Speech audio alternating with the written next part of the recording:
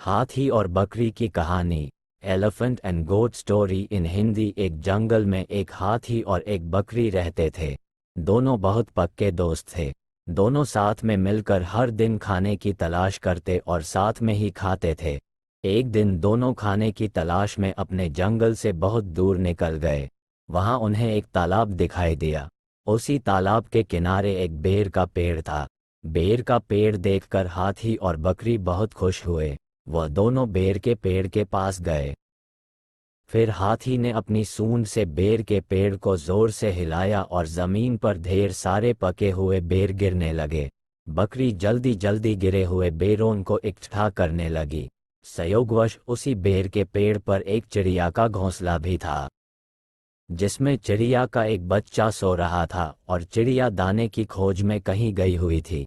बेर का पेड़ जोर से हिलाने के कारण चिड़िया का बच्चा घोंसले से बाहर तालाब में गिर पड़ा और डूबने लगा। चिड़िया के बच्चे को डूबता हुआ देखकर उसे बचाने के लिए बकरी तालाब में कूद गई, लेकिन बकरी को तैरना नहीं आता था। इस वजह से वह भी तालाब में डूबने लगी। बकरी को डूबता हुआ देखकर हाथी भी तालाब में कूद गया और उसने चिड़िया के बच्चे और बकरी दोनों को डूबने से बचा लिया। इतने में चिड़िया भी वहां पर आ गई थी और वह अपने बच्चे को सही सलामत देखकर बहुत खुश हुई। उसने हाथी और बकरी को इसी तालाब और बेर के पेड़ के पास रहने के लिए कहा।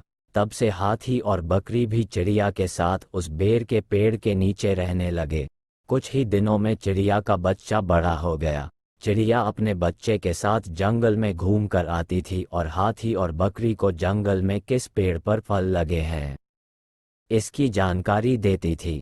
इस तरह हाथी, बकरी और चिड़िया मज़े में रहते और खाते पीते थे।